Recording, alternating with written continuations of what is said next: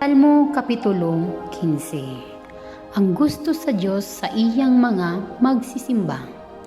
Ginoo, kinsa ang mahimong makasulod sa imong templo, kinsa ang mahimong makapuyo dito sa imong balaang bungtod. Ang tubag sa Ginoo. Ang tawo nga nagakinabuhi nga walay is ikasaway ug nagahimo sa matarong. Tinuod ug matinud-anon ang tanan niyang ginasulti, dili siya magbutang-butang sa uban ug dili siya mohimo o mosulti og daotan sa iyang isig katawo. Alang kaniya talamayon ang mga tawo nga akong gisalikway, apan ginapasidunggan niya ang mga nagatahod kanako.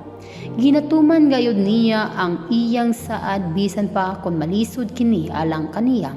Nagapautang siya nga walay tubo ug dili siya mudawat o suborno sa pagtestigo batok sa mga inosente.